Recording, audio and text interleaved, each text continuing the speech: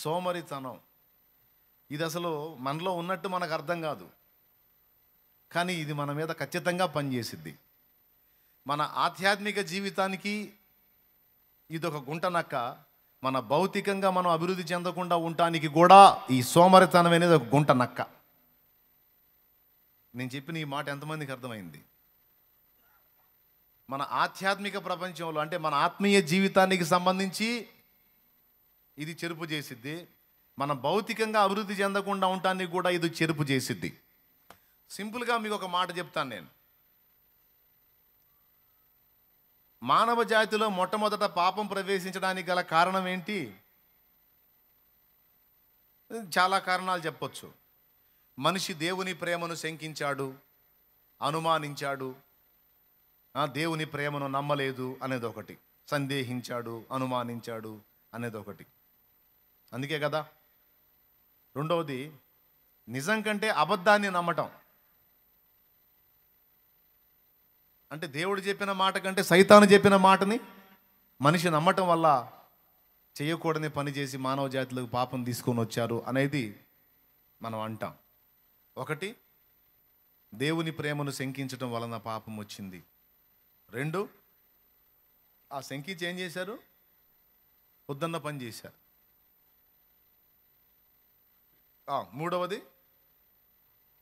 దురాశ వలన పాపం వచ్చింది. పండ్లు లేక కాదు, పండ్లు ఉన్నాయి, కానీ ఆ పండు తింటే మనకి ఇంకా అదనపు మేలుందన్న దురాశతో తిన్నారు, దరిద్రం తీసుకొచ్చి పెట్టారని. అసలు మానవ జాతిలో పాపం ప్రవేశించడానికి గల కారణాలు వెతికితే అనేక కారణాలు కనపడతాయి. వాటిలో ఒకటి దేవుని ప్రేమను శంకించటం, రెండవది అబద్ధాన్ని నమ్మటం, మూడవది దురాశకు గురి కావటం అని ఇలా చెప్పుకుంటూ పోవచ్చు. ఇందులో ఒకటిగా సోమరితనాన్ని కూడా మనం చేర్చుకోవచ్చు. సోమరితనం అంటే ఖాళీగా ఉండటం, కష్టపడకపోవటం అని చెప్పొచ్చు. ఇప్పుడు దేవుడు ఆదాము హవ్వలను నిర్మించి ఏదెనులో తోట వేసి తోటలో ఉంచాడు వాళ్ళని. తోటలో ఉంచి వాళ్ళకి ఏం చెప్పాడు? ఆదాముకి ఏం చెప్పాడు? తోటను సేద్యపరచమని చెప్పాడు. ఏం చెప్పాడు? తోట వేసింది ఎవరు? దేవుడైన యెహోవా. సేద్యపరచమని చెప్పి పని అప్పగించింది ఎవరికి? ఆదాముకి. ఆదాముకి చెప్పాడా? ఆదాముకి సాటి అయిన సహాయం హవ్వకు కూడా చెప్పాడా? ఇద్దరికి. ఆదాము పని చేయాలి, ఆదాముకు సహాయముగా హవ్వ కూడా పని చేయాలి. బాగా వినండి. కానీ ఇక్కడ మనం గమనిస్తే ఆదామే పని చేస్తున్నాడు కానీ హవ్వ పని చేయటల్లా. ఆదాము ఏదెనులో ఉన్నటువంటి ఆ తోటని సాగు చేస్తున్నాడు, ఆ తోటని ఏళ్తున్నాడు, ఆ తోటని కాస్తున్నాడు, ఆ తోటని సేద్యపరుస్తున్నాడు. ఆ తోటను కాచుటకును దాన్ని సేద్యపరచుటకును అనుంది. చూడండి ఒక్కసారి ఆదికాండము 2వ అధ్యాయం ఒక్కసారి తీసుకోండి, 15వ వచనం చదువు నాన్న. మరియు దేవుడైన యెహోవా నరుని తీసుకొని ఏదేను తోటను సేద్యపరచుటకును దాన్ని కాచుటకును దానిలో ఉంచెను. అది 2 పనులు చేయాలి. కాచుట అంటే కాపలా కాయుట. కాచుట అంటే కాపలా కాయుట. సేద్యపరచుట అంటే నీరు కట్టడం, పాది చేయటం, వ్యవసాయం, సేద్యం. 2 పనులు ఆదాముకు అప్పచెప్పింది. 2 పనుల్లో ఒకటి సేద్యం, 2 కాయటం. ఇప్పుడు మన ప్రార్థనా తోటలో కొంతమంది అన్నోళ్ళు ఉన్నారు. వాళ్ళు 2 చేయాలి. ఒకటి అందులో ఉన్న మొక్కలకి వాళ్ళు సేద్యం చేయాలి, రెండవది ఎవరు వస్తున్నారో ఎవరు వెళుతున్నారో వాళ్ళు కాపలా కూడా కాయాలి అన్నట్టు. అంటే మీరు ప్రేయర్ గార్డెన్కి వెళ్తూ వస్తూ ఉంటారు కాబట్టి మీకు అర్థమైద్ది అన్నమాట. 2 చేస్తుంటారు. చూడండి, వాళ్ళ మొక్కలకి పాదులు చేయడం చేస్తూ ఉంటారు. రెండోది వాళ్ళు వచ్చేటప్పుడు, మీరు వెళ్ళేటప్పుడు మీకు మంచి చెడ్డ పలకరిస్తూ ఉంటారు. ఎంట్రన్స్లో ఒక ఆయన కూర్చొని ఉంటాడు. ఐడియా ఉంది కదా. అట్లా ఏదేను తోటలో ఆదాము హవ్వల యొక్క పని 2. ఒకటి వ్యవసాయం చేయాలి, సేద్యం చేయాలి, 2 కాపలా కాయాలి. కాయటం ఎందుకో నాకు అర్థం కాల. దొంగతనాలు ఏమన్నా జరుగుతాయా? ఒక్కసారి ఊహించండి. దొంగతనాలు ఏమన్నా జరుగుతాయా? చోరీలు ఏమన్నా ఉన్నాయా? ఇంక ఇతర మనుషులు ఎవరన్నా ఉన్నారా? మీరు ఆలోచించండి, అసలు ఆ పదానికి అర్థం లేదు కదా అక్కడ. సేద్యం అంటే ఏదో వ్యవసాయం చేశాడు అనుకోవచ్చు, పాదులు చేయటం, వాటిని ప్రొటెక్షన్ చూసుకోవటం. కాచుట అనే పదం ఎందుకు వాడాడు?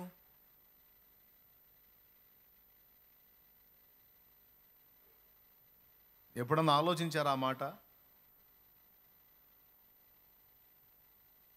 ఇప్పుడు మనం తోటలు వేసాం, తోటలు కాయాలి, తోటలు కాచుకోవాలి అంటే అర్థం ఏంటంటే, పంట చేతికి వచ్చేటప్పుడు ఎవరన్నా వచ్చి కోసుకొని పోతారని కాపలా కాసేవాళ్ళు కాసుకుంటూ ఉంటారు.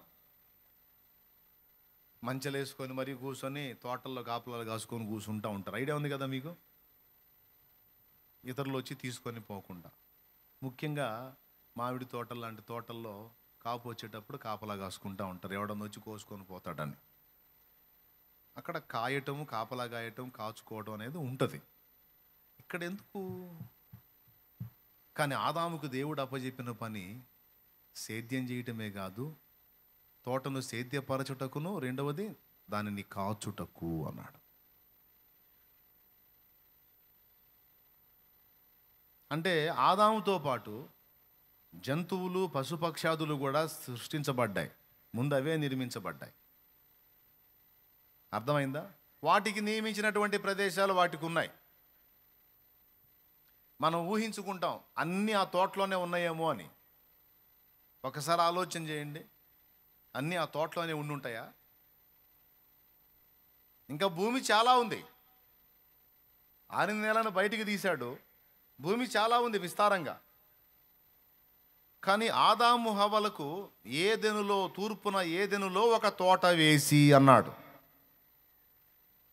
వాళ్ళిద్దరిని అక్కడ పెట్టాడు. మరి మిగిలిన జంతువులు, పక్షులు, పశుపక్షాదులు ఇవన్నీ ఎక్కడున్నాయి? అవన్నీ తోటలోనే ఉన్నాయని ఎక్కడన్నా ఉందా? బైబిల్ ఏడన్నా ఉందా అవి కూడా తోటలో ఉన్నాయని? ఉందా? మరి ఆ తోటలో ఎవరున్నారు? వీళ్ళిద్దరే. వీళ్ళకి అదొక ప్రపంచంలాగా దేవుడు అది ఏర్పాటు చేశాడు. 2 చేయాలి నువ్వు ఆదాము, ఈ తోటను సేద్యపరచాలి, రెండవది దీన్ని కాయాలి. దేవునికి స్తోత్రం కలుగును గాక. అంటే మనుషులు వచ్చే అవకాశం లేదు, ఎందుకంటే ఉన్న మనుషులు వీళ్ళిద్దరే. మరి ఏ వచ్చే అవకాశం ఉంది? ఆయన నిర్మించినటువంటి భూ జంతువులు ఉన్నాయి చూసావు, అవి ఎంటర్ అయ్యే అవకాశం ఉంది. అవేవి రాకుండా నువ్వు కాయాలి.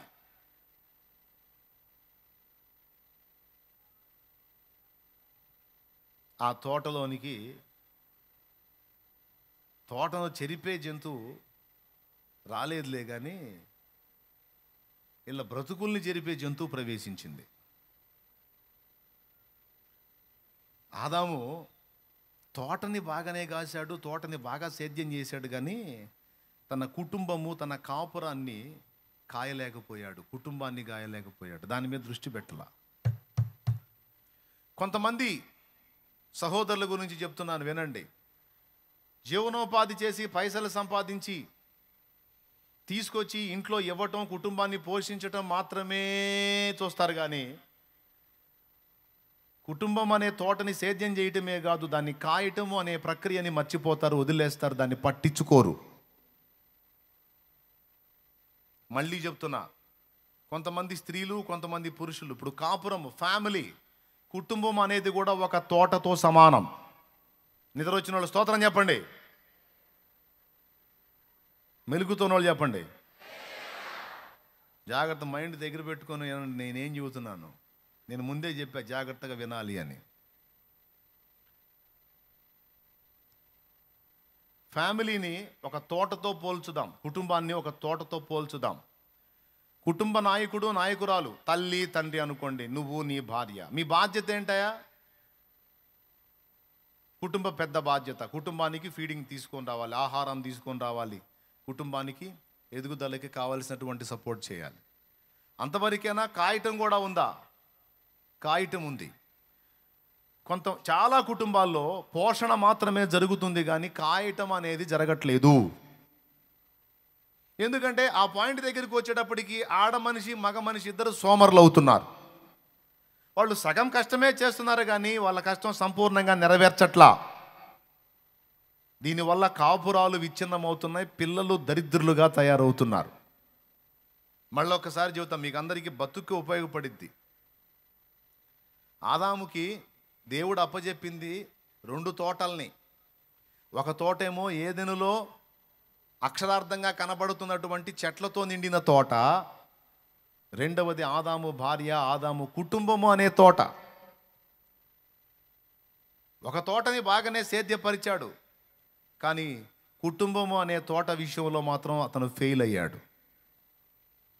అంతా బాగుంటుందిలే అనుకున్నాడు, తను నిర్లక్ష్యం చేసిందే తనకు దెబ్బ కొట్టింది. తనకే కాదు, ఇప్పుడు ఆదాము సంబంధిత కుటుంబం అంతా చెరబడటానికి కారణం ఆనాడు వాళ్ళు చేసినటువంటి ఆ నిర్లక్ష్య ఆ సోమరితన ఫలితమే ఈరోజు ఇదంతా ఇంత బాధ అనుభవించటం. ఆదాము ఏం చేశాడో తెలుసా? ఒకదానికే టైం కేటాయించాడు, తోటకే టైం కేటాయించాడు. కానీ ఇంకొక శాల్తీ ఉంది అక్కడ. ఈ శాల్తీని అశ్రద్ధ చేస్తే టోటల్ కొంపకే చేటు తెచ్చిద్దన్న సంగతి తెలియలే. నేను చెబుతున్నా, బ్రదర్, బయటికి వెళ్ళి పైసలు సంపాదించుకొచ్చి తీసుకొచ్చి ఇంట్లో భార్య బిడ్డలకి ఇచ్చి నేను బట్టలు ఇస్తున్నా, తిండి పెడుతున్నా అని సంబరపడుతున్నావా? అయితే అంతవరకే కాదు నీ పని. అసలు పని కుటుంబ వ్యవస్థను నువ్వు జాగ్రత్తగా కాయటంలో ఉంది.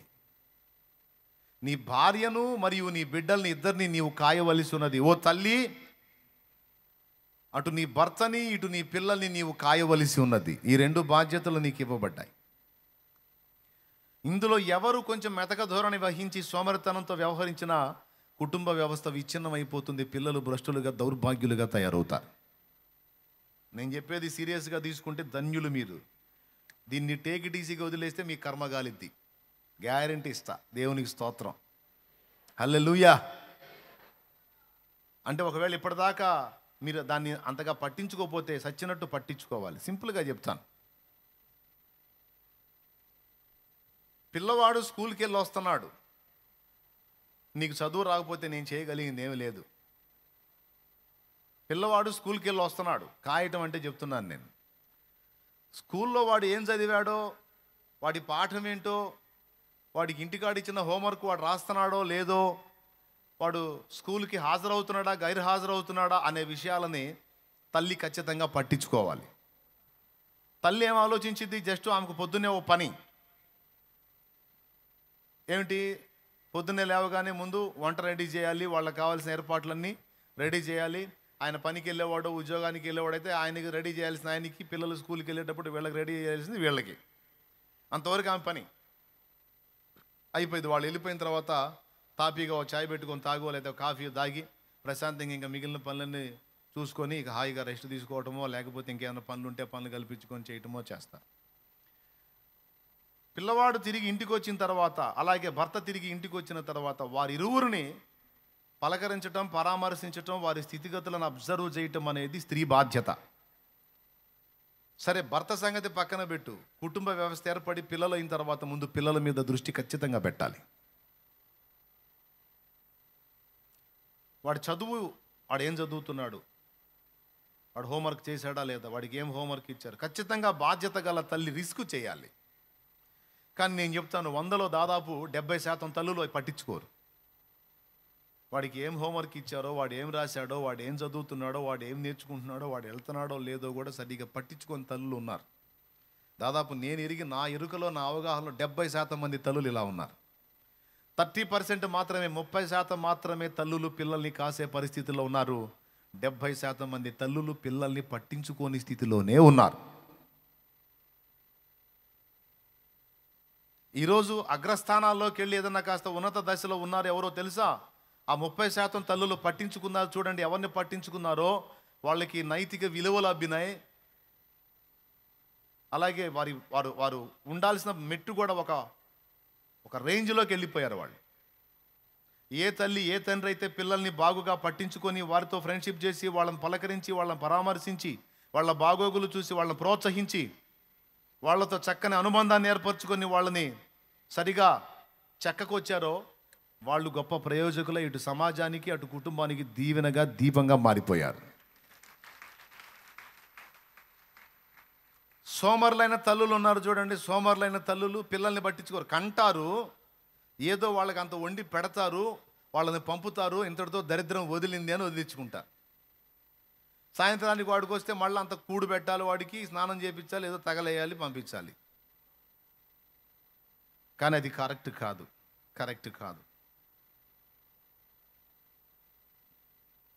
చివరికి వాడు చదివి చివరికి అర్భకుడిలాగా తయారవుతాడు. ఏముండదు వాడికి. ఎందుకంటే వాడిని టెస్ట్ చేయాల, పరిశీలించాల. తల్లి పట్టించుకోవాలా, తండ్రి పట్టించుకోవాలి. తండ్రి ఏమంటాడు, పొద్దంతా చేసి వస్తున్నా, ఇంటికాడు నువ్వేం చేస్తున్నావు, పిల్లల్ని పట్టించుకోవాలి. ఈ సీన్ ఎప్పుడైతే తెలుసా, ఎగ్జామ్లో వాడు ఫెయిల్ అయి వస్తాడు చూడు, అప్పుడు పట్టించుకుంటారు, అప్పుడు డిస్కషన్ చేస్తారు అన్నమాట. ఇంకేంటంటే వాడిని అక్కడ కూర్చోబెట్టి వీళ్ళు కొట్టుకుంటారు కూడా, ఫైటింగ్ సీన్ ఉంటుంది. ఇలాంటివి జరుగుతున్నాయా లేవా? ఎంతమంది ఒప్పుకుంటారో చేతులు ఎత్తండి. అబద్ధాలు ఆడకుండా చేతులు ఎత్తండి. ఎందుకు వాడు ఫెయిల్ అవుతా వస్తున్నాడు? ఎందుకు వాడు ఏదో ఊహించుకుంటే ఎట్లనో తయారయ్యాడు? సోమరితనం. పట్టించుకోవాలా వాడిని. సరే, తల్లి పట్టించుకోవాలా, వదిలేసే. తండ్రి అన్నా పట్టించుకున్నాడా? పాపం తండ్రి పని ఒత్తిడిని బట్టి ఎప్పుడో అరాకొరగా పట్టించుకుంటే వాడు అరాకొర మాత్రమే లైన్లోకి వస్తాడు. చదువుకున్న తల్లివై ఉండి నీ పిల్లల్ని కాయుట అనేది నీ చేతుల్లోనే ఉందని నువ్వు ఎరుగుదువా? భక్తిని నువ్వే నీ పిల్లలకు నేర్పుకోవాలన్న సంగతి నువ్వు ఎరుగుదువా? ఆధ్యాత్మిక శోభ నీ పిల్లల్లోకి వచ్చేటట్టు నువ్వే చెయ్యాలి, అది నీ బాధ్యత అని నువ్వు ఎరుగుదువా? ఓ సోమరి అయిన తల్లి,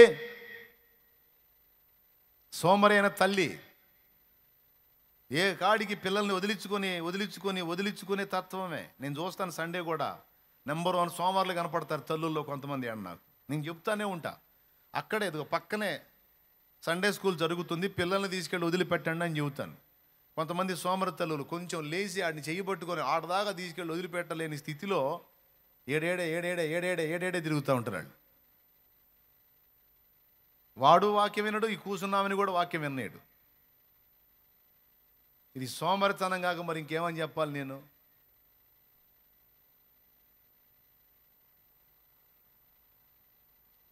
పిల్లలతో కాసేపు కూర్చొని మాట్లాడరు, మనసు విప్పి మాట్లాడరు, ఫ్రెండ్షిప్ చేయరు తల్లులు కొంతమంది.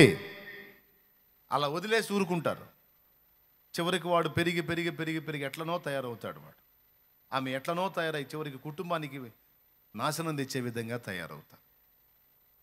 దయచేసి మీరు ఏంది అనుకోవద్దు, తేలిగ్గా తీసుకోవద్దు.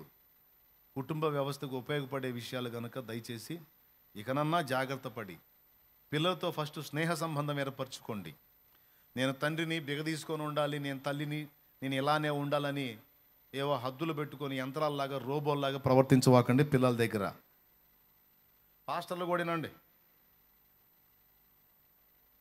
నేను సేవ చేస్తున్నాను పిల్లల్ని నిర్లక్ష్యం చేసి వాళ్ళని దౌర్భాగ్యులుగా తయారు చేసిన పాస్టర్లు ఉన్నారు. అందుకని చెబుతున్నాను, నేను పిల్లలతో ఫ్రెండ్షిప్ చేయాలి, పిల్లలతో సహవాసం చేయాలి, పిల్లలతో గడపాలి.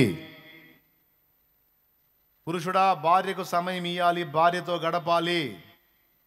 భార్య పిల్లలతో అలాగా ఒకరోజు సెలవు పెట్టుకొనైనా సరే సమయం కేటాయించాలి, నీ బాధ్యత అది. నువ్వు తోటని కాయకపోతే, కుటుంబం అనే తోటని కాయకపోతే సర్పాలు ప్రవేశిస్తాయి. కాపురంలోకి ప్రవేశించవచ్చు, పిల్లల జీవితాల్లోకి ప్రవేశించవచ్చు. ఒక్కొక్క భర్త ఉంటాడు, భార్యను అసలు పట్టించుకోడు. భార్య మనోభావాలతో సంబంధమే లేదు, భార్య అభిప్రాయాలతో సంబంధం లేదు. ఏనాడు అలాగ ఆమెను వెంట పెట్టుకొని అలాగ ఓ ప్రదేశానికి తీసుకెళ్ళిన దాఖలాలు ఉండవు, ఆమెతో ఫ్రెండ్లీగా మాట్లాడిన దాఖలాలు ఉండవు. అంతా నియంతృత్వము, అదొక టైపు మైండ్ కొంతమంది పురుషులది. ఏం పర్లా, అట్లనే సాగించుకోనానా, సర్పం వచ్చి నాకు అర్థమైద్ది. అప్పుడు వగిలిద్ది మూతి, 3 అంకలు తిరిగిద్ది. నిర్లక్ష్యం చేసిన కాపురంలోకెల్లా సర్పములు జొరబడతాయి, సర్పములు ప్రవేశిస్తాయి.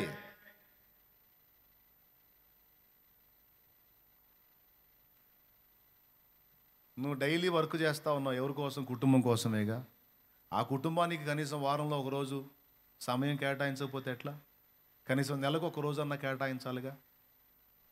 నెలకొక్క రోజు అన్ని పనులు పక్కన పెట్టేసి పిల్లల్ని వెంటేసుకొని, భార్యని వెంటేసుకొని మందిరానికే తీసుకొనిరా. పబ్బులకో క్లబ్బులకో తీసుకెళ్ళమని నేను చెప్పట్లా, అవి నాశనం చేసే పనులు అవి. ఆడికి తీసుకెళ్ళొద్దు. లేకపోతే ఇంకో చోటకి వద్దు, చక్కగా మందిరానికి తీసుకొనిరా. లేకపోతే రమ్యమైన స్థలం, ప్రార్థనా తోట, లేకపోతే ఇంకా ఏదో ఇంకొక మందిరం ఎక్కడో నీకు బాగా నచ్చే మందిరానికి పోయి, ఇది బాగలేదనుకుంటే ఇంకా హైపైగా ఉండే మందిరానికి మందిరానికే పో. శుభ్రంగా కింద టైల్స్ వేసిన మందిరం ఉంటుంది, పో.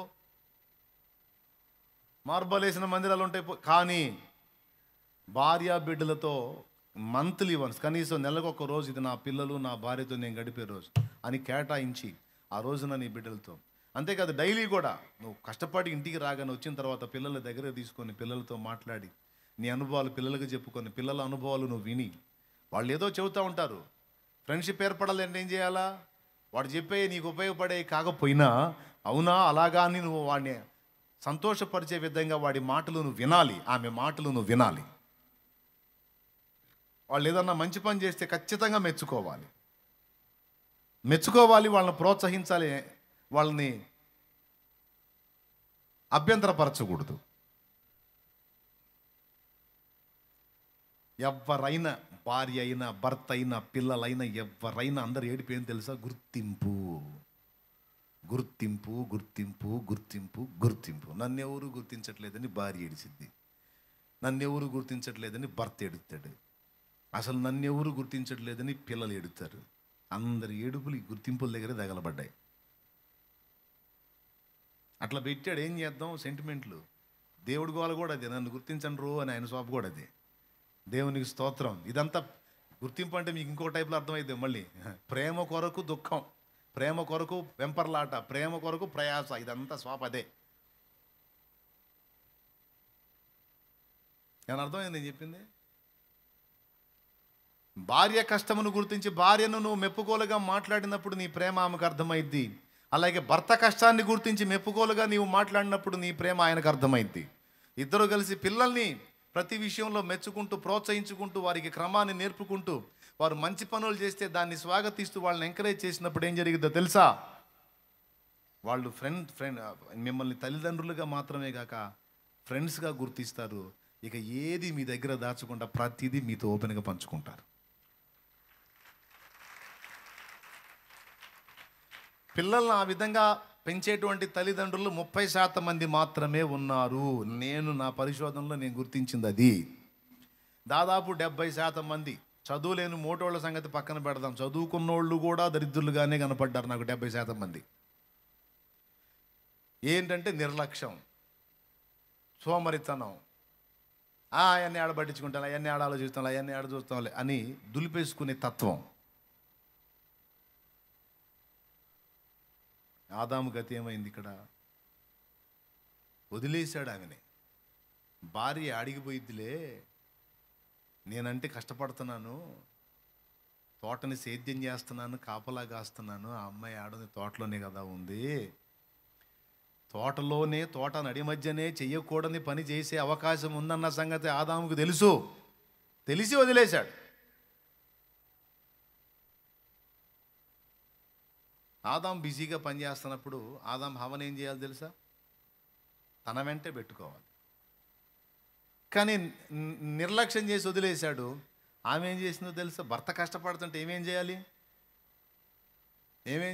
బజార్లో అమ్మిడి తిరగాల? భర్త కష్టపడుతుంటే ఏమేం చేయాలి? ఆమెకు తగ్గ పని ఆమె కూడా ఎందుకు చేశాడు? ఆమెని సాటి అయిన సహాయంగా ఉండినట్లు చేశాడు. ఎవరెవరికి సహాయకులు? హవకు ఆదాం సహాయకుడా, ఆదాముకి హవ సహాయకురాలా? బైబిల్ ఏం చెప్పిందో మీరు చెప్పండి. హెల్పర్, సాటి అయిన సహాయం. సాటి మరియు భర్తకు సాయం చేయాలి. కానీ ఆ సమయంలో ఏమేం చేసిందో తెలుసా? ఆయన కష్టపడుతున్నాడు, వ్యవసాయం చేస్తున్నాడు, సేద్యం చేస్తున్నాడు, తోటను కాస్తున్నాడు. ఈ పనిలో ఆయన బిజీగా ఉంటే ఏమే సర్పంతో సహవాసం చేయటం మొదలుపెట్టింది. మరి ఏం చేద్దాం? ఆయన బిజీ అయిపోయాడు, ఆమెకు చిరాకు పుట్టినట్టుంది. దేవునికి స్తోత్రం. తమ్ముడా, నువ్వు భార్యకు కూడా సమయం ఈయనంత బిజీ అయ్యావు అనుకో, లక్షలు సంపాదించడం సంగతి అట్ట పెట్టు, సర్పాలు ఎంటర్ అవుతాయని చెప్తున్నాను నేను. చెవులు గల్లవాడికి ఇది అర్థమైద్ది, ఆత్మ చెవులు గల్లోడికి. అతడు ఆమెతో సమయము గడపనందున ఆమెను తనతో పాటు నిలవనీయనందున ఫలితం ఏం జరిగిందో తెలుసా? ఈమె మరో ఫ్రెండ్ని దేవులాడుకుంది. ఇప్పుడు అర్థమైంది మీకు. స్తోత్రం. ఈమె ఎవరిని దేవులాడుకుంది? పిల్లలు కూడా అంతే. పిల్లలతో మనం కరెక్ట్గా టైంని ఇచ్చి వాళ్ళతో ఫ్రెండ్షిప్ చేసి వాళ్ళని మనం ఆకర్షించలేదనుకో, వాళ్ళు ఒక పాము ఫ్రెండ్ని దేవులాడుకుంటారు, స్నేక్ ఫ్రెండ్ని. భర్త కూడా అంతే. కుటుంబాల్లో సర్పాలు చేరే అవకాశం ఎక్కడ ఉందంటే ఇట్లా ఉంటుంది అన్నమాట, సమయాలు ఇవ్వకపోతే. హవ్వ పరిస్థితి అదే జరిగింది అక్కడ. ఎప్పుడన్నా చూడు ఆ పని చేసుకుంటా ఉంటాడు, ఆ పొలం అంటాడు, సేద్యం అంటాడు, తండ్రి చెప్పాడు అంటాడు. సరదాగా అలాగా తోటలో అలా అలా అలా అలా అలా విహరిస్తూ ఉంటే ఎంత బాగుంటుంది. ఆ పిచ్చోడు ఎప్పుడు ఆ ఎంట్రన్స్లోనే ఉంటాడు. అదేమంటే జంతువులు వస్తాయి, ఏ వస్తాయి, ఏ వస్తాయి, దేవుడు చెప్పాడు కాపలా గాయమన్నాడు, నేను దేవుని పని చేయాలంటాడు. అక్కడక్కడే దగలబడుతూ ఉంటాడు. హాయిగా తోట మొత్తం విహరిస్తే ఎంత బాగుంటుంది. అంటే తోటలో విహరించడానికి నేను నీకు తోడుగా ఉంటాను అని సర్పం ఎంటర్ అయింది. మరి అది ఏ పక్క నుంచి ఎంటర్ అయింది మొత్తానికి. ఎంటర్ అయి హవ్వని మోసం చేసింది. ఇదంతా ఎందుకు వచ్చింది దరిద్రం? 2 కారణాలు. ఒకటి, ఆదాము పనిలో బిజీ అయ్యి ఆమెను పట్టించుకోకపోవటం. 2, ఆమె పని లేకుండా ఖాళీగా తిరగటం. ఇప్పుడు చెప్పండి, 4వ కారణం ఏంటి? పాపం ప్రవేశించడానికి 4వ కారణం ఏంటి? సోమరితనం. మొదటి కారణం ఏంటి? దేవుని ప్రేమను సందేహించుట. 2వది అబద్ధమును నమ్ముట. 3వది దురాశ. 4వది సోమరితనం. అదే హవ్వ కూడా పనిచేస్తుంది అనుకో, ఇక తోటలో సరదాగా విహరిద్దామనే డైలాగ్కి ప్లేస్ ఎక్కడ? పాములతో స్నేహం చేసే టైం ఎక్కడ? అవునా? ఆదాము హవ్వ ఇద్దరు పక్కనే ఉంటే స్నేక్ మీటింగులకి స్థానం లేదు. ఏం మీటింగులకి? అది స్నేక్ మీటింగులకి స్థానం లేదు. ఇక అంటే స్నేక్ అంటే పాము అండి. పాము వచ్చి అవ్వతో మీటింగ్ పెట్టే అవకాశం లేదు. కర్ర తీసుకొని పోతాడు అవసరమైతే. ఏం చెబుతున్నావు పనికి మళ్ళోడా అని. కానీ మనోడు నిర్లక్ష్యం చేశాడు. దేవుడిచ్చిన ఆ తోటను కాచాడు, కానీ దేవుడు అనుగ్రహించిన ఆధ్యాత్మిక శోభలు ఉట్టిపడేటువంటి కుటుంబ వ్యవస్థ, భార్య, ఇదొక తోట. ఈ తోటను జాగ్రత్తగా కాచుకుంటే ఇద్దరం భక్తిలో, దేవుల్లో, ఆధ్యాత్మిక శోభలో వర్ధిల్లొచ్చు అన్న ఆలోచనను పక్కన పెట్టాడు. నిన్ను ధ్యానించినప్పుడు ఎన్ని ఆలోచిస్తూ ఉంటాను అనమాట. ఇది నిర్లక్ష్యం చేయటం వల్లే కదా. ఆమెను కూడా తిట్టుకున్నా నేను, హవ్వను కూడా పనికి మాలింది ఊరకు షికార్లు కొట్టకపోతే ఆయన పని చేస్తున్నప్పుడు కనీసం ఆయనకి ఏదన్నా అందించే పనన్నా చేయాలి. పనికి మాలింది సైతాన్ మొకందని చాలా తిట్టుకున్నాను నేను. మిమ్మల్ని కాదులే, హవ్వను తిట్టుకున్నాను నేను. అనవసరంగా పోయి సైతాన్ని కొడుతో సహవాసం చేసి దరిద్రం అంతా తెచ్చిపెట్టి బాధలు, ఈ సావులు, ఇవన్నీ చండాలం అంతా తీసుకొచ్చి పెట్టింది అని. రేపు కనపడిద్దిగా, అడిగిపోయిద్ది, అడిగి బాధ ఉంటుంది. పోయి కడిగి పడేద్దాం అనిపిస్తుంది. దేవునికి స్తోత్రం కలుగును గాక. చెప్పండి, పెద్దగా చెప్పండి, స్తోత్రం చెప్పండి. ఇందు మూలంగా మీ 50 మందికి ఇందులో నేను చెప్పాలనుకున్న సందేశం ఏమనగా, సోమరితనం ఎంత డేంజరో చూడండి. అసలు మానవ జాతి భ్రష్టు పట్టడానికి ఉన్న కారణాలలో సోమరితనం కూడా ఒక స్తంభం లాంటిదంటే మీకేమన్నా అర్థమవుతుందా?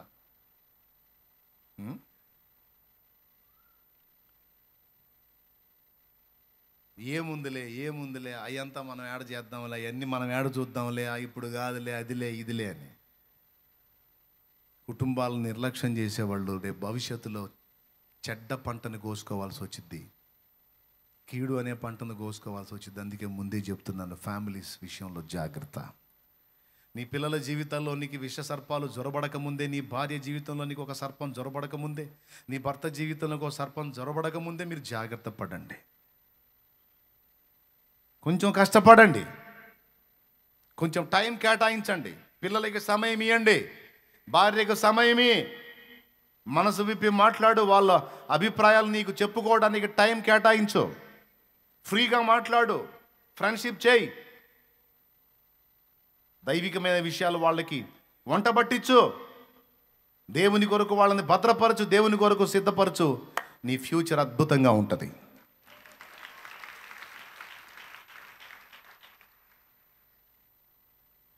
రెండవది, స్త్రీకి చెప్తున్నా, ఓ స్త్రీ,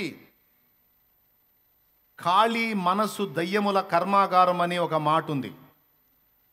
ఖాళీగా ఉండడం మంచిది కాదు. ఆడదానికి మంచిది కాదు, మగవాడికి మంచిది కాదు ఖాళీగా ఉండటం అనేది. పౌలు చెప్పాడు తిమోతికి, శ్రమపడు, సువార్తికుని పని చేయి అన్నాడు. సమయమందును అసమయమందును ప్రయాసపడు అన్నాడు. నేను ఒక మాట చెప్తాను, ఒక మాట అడుగుతాను మిమ్మల్ని, మీరు చెప్పండి. చక్కగా వాళ్ళు ఏ కష్టం చేయకుండా అన్ని చెట్ల ఫలాలు ఇచ్చే చెట్లు, తోటలు నాటించి మళ్ళీ పని చేయమని పురమాయించాడేంది ఆదాముకి? ఏం పని చేయకపోతే చెట్టు కాపు కాయదా, కాయలు రావా? దేవుడు పని చేయ ఆదామని ఎందుకు చెప్పాడు? ఒక్కసారి మీరు చెప్పండి. నేల నుంచి మొలిపించింది ఎవరు? హాయిగా కాయలు కోసుకొని తిని నువ్వు మీ ఆవిడ ఇద్దరు డ్యూయట్స్ పాడుకున్నానా లోపల తోటలో అని చెప్పొచ్చు కదా. మంచిగా సరిగం పదనిసలు పాడుకోండి ఆదాం అవ్వ ఇద్దరు. ఆ కాయలు వస్తాయి తినండి, డ్యూయట్లు పాడండి అని చెప్పొచ్చుగా. అది చెప్పలా. తోటను సేద్యపరచు కాయి అని పని పని పని పురమాయించాడు. పని ఒక రకంగా చెప్పాలంటే పని మనకు భద్రతా స్థలం, భద్రపరచు స్థలం పని. కష్టపడటం, శ్రమ పడటం, వర్క్లో బిజీ అవ్వటం అనేది మనల్ని చాలా ఉచ్చుల్లో పడకుండా కాపాడిద్ది. ఇది స్త్రీలు గుర్తించాలి, పురుషులు కూడా గుర్తించాలి. అయితే పూర్తిగా టైం అంతా పనికే కాదు. పని మనకు భద్రతనిచ్చే స్థలమైన మన ఫ్యామిలీకి ఇవ్వాల్సిన టైము ఫ్యామిలీకి ఇవ్వాలి. అదే సమయంలో కొంతమంది ఏం చేస్తారు తెలుసా? అసలు పనే లేకుండా అచ్చంగా వాళ్ళ ముందే కూర్చుంటారు. ఇదొక దరిద్రం ఉంది. చాలామంది ఏం చెప్పాడు? కుటుంబాన్ని జాగ్రత్త చూసుకోమన్నాడు. నేను రేపటి నుంచి పోను ఉన్నదే తిందాం, నేను నిన్ను పిల్లల్ని చూసుకుంటా కూర్చుంటానంటే నేనేం చేయాలి? కొంతమంది అచ్చంగా, ఇప్పుడు నేను చెప్పకపోయినా కొంతమంది చేసే పని అదే, కొంతమంది అదే పనిలో ఉన్నారు ఆల్రెడీ. పని చేయరు, కనీసం పని ఎత్తుక్కోరు. పౌలు మహనీయుడు చాలా స్పష్టంగా మాట్లాడాడు. 2 సందర్భాల్లో నేను మీకు మాదిరి ఇచ్చాను అన్నాడు. 2 సందర్భాల్లో నేను మీకు మాదిరి ఇచ్చాను అన్నాడు. కష్టపడి పని చేసి నన్ను నేను పోషించుకొని మీకు మాదిరి ఇవ్వడానికి ఇలా చేశానని తెస్సలోనిక పత్రికలో మాట్లాడాడు. ఒకసారి చూడండి. 2 తెస్సలోనిక 3వ అధ్యాయము 9వ వచనం 8 నుంచి చదువు నాన్న. ఎవని యొద్దను ఉచితముగా ఆహారము పుచ్చుకొనలేదు, మేము మీలో ఎవనికిని భారముగా ఉండకూడదని ప్రయాసముతోనూ కష్టముతోనూ రాత్రింబగళ్ళు పని చేయుచు జీవనము చేసితిమి. మీరు మమ్మను పోలి నడుచుకొనవలనని మమ్మను మేము మాదిరిగా కనపరుచుకుంటే ఇలాగూ చేసితిమి కానీ మాకు అధికారం లేదని చెయ్యలేదు. అదిగో చూడండి 9వ వచనంలో మీ మాదిరిగా కనపరుచుకోవడానికి ఇలాగ చేశామన్నాడు. సేవకుడికి కూడా చెప్తున్నాను, నేను సేవ చేసే దైవ జనుడికి కూడా చెప్తున్నా. ఇప్పుడు నేను ఇప్పటికి కూడా నా ఆలోచన మీకు తెలుసా? ఇప్పటికి కూడా అంటే నేను ఇప్పుడు దేవుని పనిలో నాకు అవకాశాలు దేవుడు ద్వారాలు తెరిచాడు కాబట్టి నేను బిజీ అవ్వాల్సి వచ్చింది. రోజు జర్నీలు చేయాల్సి వచ్చింది ఎటో ఒకటి దేవుని పని మీద. నాకు ఇప్పటికీ ఒకవేళ ఛాన్స్ ఉంటే పని చేసుకుంటా సేవ చేయాలనేది నా ఆశ. సంఘము నన్ను పోషించాలనేది నా ఆశ కాదు. నేను చాకిరీ చేసుకుంటా, నా చేతులే కష్టపడి పని చేసుకుంటా, నన్ను నేను పోషించుకుంటా, నా కష్టార్జితంతో పోషించుకుంటా, మీకు ఉచితంగా సేవ చేయాలనేది నా ఆశ.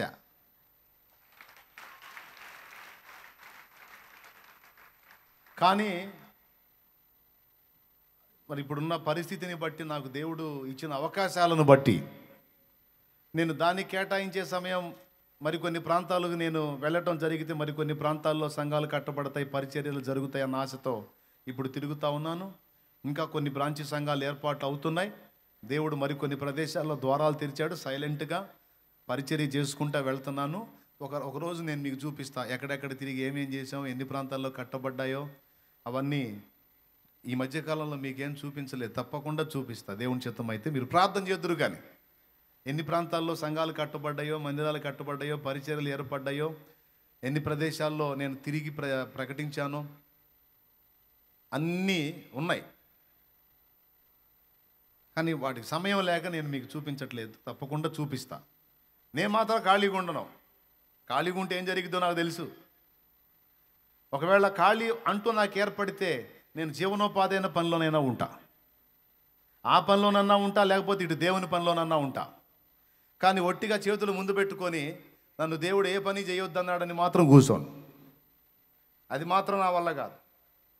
ఇప్పటికి కూడా దేవుడు ఆడుకుంటా. వ్యవసాయ పనుల్లో ఏమేమి ఉన్నాయి, వ్యవసాయ విధానాల్లో ఏమేమి ఉన్నాయి అనేది వెతుకుతాను. అలాగే ఇంకా మనుషులు మనుగడకు సాధ్యమయ్యేటువంటి విషయాలు, వ్యాపారాలు కానీ, పనిపాటలు కానీ, ఫార్మ్స్ కానీ, ఇంకా ఏమేమి అనుకూలంగా ఉన్నాయని అన్ని సెర్చ్ చేసుకుంటూ ఉంటాయి ఇప్పుడు కూడా. ఏమైనా అర్థమవుతుంది నేను చెప్పింది మీకు?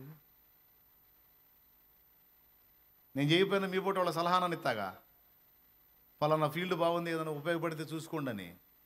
అట్లా నా దగ్గరికి వచ్చి అడిగిన వాళ్ళకి చెబుతూ ఉంటా సలహాలు, ఇది ఈ ఫీల్డ్ బాగుంది చూసుకో, ఈ ఫీల్డ్ బాగుంది చూసుకో అని. నాకెట్టా తెలుసు? పరిశోధించి కూర్చుంటా. దేవునికి స్తోత్రం కలుగును గాక.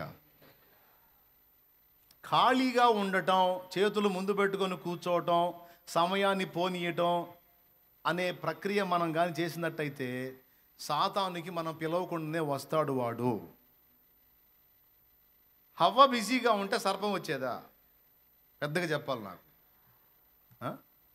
అందుకే పౌలు కూడా ఏం చెబుతున్నాడో తెలుసా? కష్టపడండి రా నాయన, సమయమందును అసమయమందును ప్రయాసపడండి, శ్రమపడండి. ఇదిగో నేను ఒక పక్క కష్టపడి జీవనం చేసుకుంటూ మరో పక్క సేవ చేశా. ఇది మీ అందరికీ మాదిరిగా ఉండటానికి చేశానని ఇక్కడ అన్నాడు. అపోస్తల కార్యం 20వ అధ్యాయం ఒకసారి తీసుకోండి. అపోస్తల కార్యం 20వ అధ్యాయం 34వ వచనం ఒకసారి చూడండి. నా అవసరముల నిమిత్తమును నాతో ఉన్నవారి నిమిత్తమును ఈ నా చేతులు కష్టపడినవని మీకే తెలియను. దేవునికి స్తోత్రం కలుగును గాక. చదువు. మీరును ఇలాగు ప్రయాసపడి బలహీనులను సంరక్షింపవలెననియు పుచ్చుకొనుట కంటే ఇచ్చుట ధన్యము అని ప్రభువైన యేసు చెప్పిన మాటలు జ్ఞాపకము చేసుకునవలెననియు అన్ని విషయముల్లో మీకు మాదిరి చూపిదనని చెప్పాను. అద్దుగో 2 సందర్భాల్లో మీకు మాదిరి ఇది అన్నాడు. ఏంటి మాదిరి అంటే? కష్టపడండి, రూపాయి సంపాదించండి, అవసరమైతే ఎదుటి పెట్టే స్థితిలో ఉండండి, పని చేసి సేవ చేయండి అన్నాడు. ఈరోజు పని చేస్తూ సేవ చేసే వాళ్ళని కొంతమంది దూషించే వాళ్ళు ఉన్నారు, విమర్శించే వాళ్ళు ఉన్నారు. దూషించడం అంటే హేళనగా మాట్లాడటం, వాళ్ళు అసలు సేవకులే కాదన్నట్టు మాట్లాడటం కొంతమంది దగ్గర నేను చూశాను. తప్పు తప్పు తప్పున్నర తప్పు. కష్టపడి చాకిరీ చేసుకుంటూ జీవనోపాధి చేసుకుంటూ సేవ చేయటం ఎంత మాత్రం తప్పు కాదు. అది పౌలు చూపిన మాదిరి. నేను ఇంకో మాట కూడా చెప్తున్నాను. నేను ఒక సేవకుడు ఒక చోట సంఘం కట్టాడు. ఒక చోట సంఘం కట్టి ఆదివారం ఒక ప్రసంగం, శుక్రవారం ఒక ప్రసంగం చేసి మిగిలిన 5 రోజులు ఖాళీగా కూర్చోకూడదు. మరో 5 ప్రాంతాలు దర్శించాలి. లేదా కనీసం 3 ప్రాంతాల్లో సంఘాలు కట్టడానికి కనీసం 3 ప్రాంతాలు టార్గెట్ చేసి మెయిన్ బ్రాంచ్ని చూసుకుంటూ మిగిలిన 2 బ్రాంచీలు కూడా పని మొదలు పెట్టాలి. కనీసం సంఘంలో శుక్రవారం ఉపవాస కూటమి ఇక్కడ జరుగుతుందనుకోండి, మీ సంఘాలలో వేరే ఒక రోజు ఫాస్టింగ్ ప్రేయర్ పెట్టుకొని ఆదివారపు ఆరాధన తర్వాత ఒకరోజు వాక్య కూటం పెట్టుకోండి. వాక్య కూటం పెట్టుకొని అది సాయంత్రం వేళ పెట్టుకొని ఆత్మీయతలో ఎదుగుతున్న వాళ్ళు, సేవకి ఇష్టపడుతున్న వాళ్ళని అందులో సమకూర్చి వాళ్ళకి మూలోపదేశాలతో పాటు సిద్ధాంతపరమైన బేసిక్స్ నేర్పండి. వాళ్ళని సేవకి ప్రిపేర్ చేయండి. ఒక సంఘ కాపరితో చెప్తున్నాను నేను, నీవు ఎట్లనన్నా కష్టపడి నీ సేవలో కనీసం 7 దైవ సేవకుల్ని, నీ వంటి వారిని, నీకంటే మెరిట్గా ఉండేటువంటి వారిని నువ్వు చేయలేవనుకో, కనీసం నీ వంటి వారిని కనీసం ఒక 7 నువ్వు సిద్ధపరిచి సేవకు పంపగలిగితే నువ్వు ధన్యుడివి. కొడు గట్టి కొడు కొడు. ఒక 7గురిని నీలాంటి వాళ్ళని సిద్ధపరిచి వాళ్ళని సేవకు పంపి నువ్వు వాళ్ళకి చెప్పాల్సిన మాట ఒక్కటే, తమ్ముళ్ళారా మీ 7గురిని నేను సిద్ధపరిచి తినే, మీలో ఒక్కొక్కడు మీ జీవితకాలం కష్టపడతారో ఎన్నాళ్ళు కష్టపడతారో, మీరు 7గురిని చేస్తారో 70 మందిని చేస్తారో నాకు తెలియదు, కనీసం మీలో ఒక్కొక్కడు ఒక్కొక్క 7గురిని సేవకులుగా సిద్ధపరచండి మీ సంఘములో అని చెప్పు. నువ్వు 7గురిని సిద్ధపరిచి 7 ప్రాంతాలకు నువ్వు పంపగలిగితే, ఆ 7 ప్రాంతాల్లోంచి ఒక్కొక్క సంఘం నుంచి 7గురు లేవగలిగితే అప్పుడు ఎన్ని సంఘాలు అవుతాయో ఒకరు ఊహించండి. సేవకులైన వాళ్ళకి, దైవజనులైన వాళ్ళకి పెద్ద గోల్ ఇవ్వట్లా నేను, పెద్ద మోపలేని గురి ఇవ్వట్లా నేను, జస్ట్ 7గురిని తయారు చేయండి అని చెప్తున్నాను నేను. ఒక 7గురిని తయారు చేయండి, 7గురిని తయారు చేయండి. నీ వంటి వారిని. నువ్వు 10th క్లాస్ స్టూడెంట్ అయితే నువ్వు డిగ్రీ పాఠాలు చెప్పలేవు, ఇంటర్ పాఠాలు చెప్పలేవు. నువ్వు 10థ్కి ఎదిగావా, 10th స్థాయికే నువ్వు తీసుకురాగలవు ఆత్మల్ని. కనీసం నీ వంటి వారిని ఒక 7గురిని నువ్వు రెడీ చేయగలిగితే, ఆ 7గురిని 7 ప్రాంతాలకు పంపించి వాళ్ళకు కూడా అదే ఛాలెంజ్ నువ్వు ఇవ్వగలిగితే, నేను మీ 7గురిని లేపినట్టు మీరు ఒక్కొక్కడు 7గురిని లేపండి అని నువ్వు కానీ వాళ్ళని ఆ విషయంలో ప్రోత్సహించగలిగితే, నీ యాత్ర ముగిసే నాటికి నీ ఒక్కడి ద్వారా ఒక చెట్టులాగా ఒక మొక్కలాగా ప్రారంభమైన సంఘము నీ యాత్ర ముగిసే నాటికి ఒక చెట్టు అవుతుంది. నీకు తెలుసా, నీ సంఘంతో కలిపి నువ్వు పంపిన 7గురిని లేపితే 7 ఏళ్ళు 49 నీది ఒకటి, మొత్తం 50 సంఘములు కట్టిన చరిత్ర నీకుంటుంది.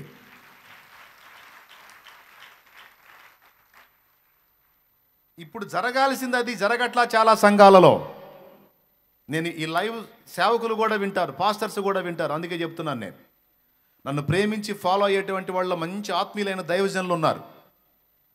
నేను వాళ్ళు కూడా ఈ మాటలు చెప్తున్నాను. నేను, దైవజనుడా నువ్వు శ్రమపడు, ప్రయాసపడు, సోమరిగా ఉండవాకు, కష్టపడు. అవకాశం ఉంటే ఒక సంఘం కాదు, ఇంకా 2-3 ప్రాంతాలు దర్శించి కొత్త బ్రాంచీలు ప్రారంభం చేయడానికి ప్రయత్నం చేయి. ఇక్కడ మనకి పేరు గొప్పలు కాదు, మనం పేర్లు ఎక్స్పోజ్ చేసుకోవటం అనేది ఇక్కడ మనుషులు మెచ్చుకుంటారేమో కానీ రేపు దేవుని ముందు నిలబడ్డప్పుడు దేవుడు మెప్పు కావాలి మనకి. నీ శక్తి కొలది కనీసం ఒక 3 ప్రాంతాల్లో సంఘాలు కట్టు. ఈ 3 ప్రాంతాల నుంచి లేపుతావో, ఒక సంఘం నుంచి లేపుతావో, కనీసం ఒక 7గురు దైవజనుల్ని నువ్వు లేపు, 7గురు సేవకుల్ని నువ్వు తయారు చేయి. ఆ 7గురికి కూడా అదే గురివు.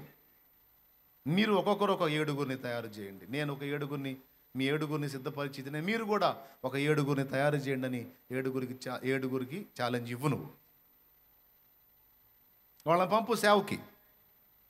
వెంటనే ఒక సంఘం కట్టబడదని చెప్పు, వెంటనే కట్టబడదు. దానికోసం కష్టపడాలి, ప్రయాసపడాలి, శ్రమ పడాలి,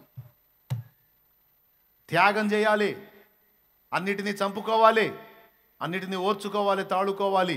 ఒక్కొక్క ఆత్మ, ఒక్కొక్క ఆత్మ, ఒక్కొక్క ఆత్మ, ఒక్కొక్క ఆత్మ, ఒక్కొక్క జీవితం, ఒక్కొక్క జీవితం, ఒక్కొక్క జీవితం. ఒక 50 నుంచి 100 మంది సంఘం అయ్యేటప్పటికి చాలా టైం తీసుకోవచ్చు. అయినా సరే ఓర్పుతో కాచుకొని పరిచర్య చెయ్యాలి. దేవుని కృప వల్ల ఒక 50 నుంచి 60, ఒక 100 మంది సంఘం అయిందా, అందులో నుంచి ఒక్కొక్కరిని తడవకొకరిని లేపి దేవుని సేవకి మరో ప్రాంతానికి పంపుతూ ఉండాలి. నీ ఒక సంఘంలోనే ఆగిపోకుండా కనీసం 2-3 ప్రాంతాలు. కొంతమంది అసలు గ్యాపే లేకుండా మొత్తం 6 రోజులకి 6 ప్రాంతాలు తిరుగుతూ ఉంటారు. నువ్వు ఒక్కడివి తిరిగితే కాదు నాయన, నువ్వు ఒక 3 ప్రాంతాలు ప్రభావితం చేయి. ఒకరోజు ఒక ప్రాంతం, ఒకరోజు ఒక ప్రాంతం, ఒకరోజు ఒక ప్రాంతం అని. ఒక దైవజనుడు ఒక ఆదివారం వేళ దగ్గర ఊళ్ళో అయితే 3 తిరగలుగుతాడు, దూరం ఊళ్ళో అయితే 2 తిరగలుగుతాడు. కాబట్టి ఒక 2 సంఘాల్లో లేదా 3 సంఘాల్లో నీవు అంతవరకు చూడు.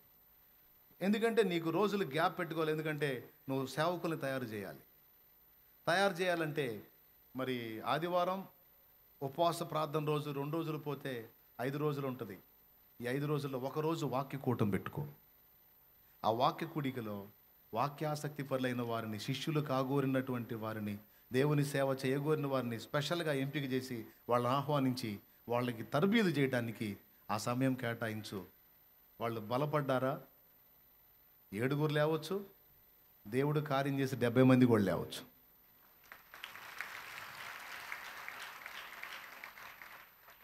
నేను అదే గురిగా మొదలు పెట్టుకొని పని చేశాను. ఇప్పటికి దాదాపు 100 మంది దాటిపోయారు దైవజనులు, ప్రతిష్ఠింపబడిన దైవజనులు 100 మంది దాటిపోయారు. ఒక్కొక్కళ్ళు 2-3 సంఘాలు లెక్కేసుకున్నా కూడా 200 సంఘాలు పైనే ఉన్నాయి. మాట వరుస చెబుతున్నాను. మీకు తెలుసు ఎంతమంది ప్రతిష్ఠ చేశాం? 7గురితోనే ఆగిందా? 100 దాటిందా? దేవునికి స్తోత్రం కలుగునుగాక. నేను వ్యక్తిగతంగా ఒక 3 ప్రాంతాల్లో సంఘాలు కట్టాను. చిలకలూరుపేట, నరసరావుపేట, విప్పర్లపల్లి అని 3 ప్రాంతాల్లో నేను తిరిగి కట్టాను. తర్వాత ఏం చేశాను, నా దగ్గర లేచినటువంటి దైవజనులు ఇద్దరిని, దావీదు, కిరణ్ ఇద్దరు లేచారు. దావీదుని నరసరావుపేటలో ఏర్పాటు చేశాను, కిరణ్ విప్పర్లపల్లి ఏర్పాటు చేశాను. ఆ 2 సంఘాలు చెరొకటి వాళ్ళకి కేటాయించి వాళ్ళు అక్కడ పరిచర్య చేస్తా, ఇంకా మీరు ముందుకు వెళ్ళండి అంటే మా వాళ్ళు ఇంకొన్ని ప్రాంతాలకి వెళ్ళి దేవుని పని చేయటం మొదలుపెట్టారు. నేనేం చేశాను, మెయిన్ బ్రాంచ్ మీద మనసు పెట్టాను. ఎందుకంటే మెయిన్ బ్రాంచ్ విస్తరిస్తూ ఉంది, అనేక మంది చేర్చబడతా ఉన్నారు. అందుకని నేను దీని మీద మనసు పెట్టాను. దేవుని కృపను బట్టి ఇంక ఇది అంచెలంచెలుగా ఎదుగుతా ఇప్పటికీ ఈ దశకు వచ్చింది. ఇందులో నుంచి దాదాపు నేను 7గురు దైవజనులు అనుకుంటే దాదాపు 100 దాటిపోయారు. నేను సంఘాలు 3 ప్రాంతాల్లో చేయటం జరిగింది, దైవజనుల్ని ఎంపిక చేయటం జరిగింది, సిద్ధపరచడం జరిగింది, వాళ్ళకి టైం తీసుకోవటం జరిగింది, వాళ్ళ కౌన్సిలింగ్ చేయటం జరిగింది, వాళ్ళని పంపటం జరిగింది, వాళ్ళ సంఘాలు కట్టడం జరిగింది. ఇప్పుడు కిరణ్ ఒక 4 ప్రాంతాలు, దావీదు ఒక 5-6 ప్రాంతాలు, పాస్టర్ రవి ఒక 5 ప్రాంతాలు, అట్లాగా ఒక దైవజనుడు వచ్చి 3, 4, 5 ప్రాంతాలు కూడా దేవుని కొరకు వాడబడతా ఉన్నారు.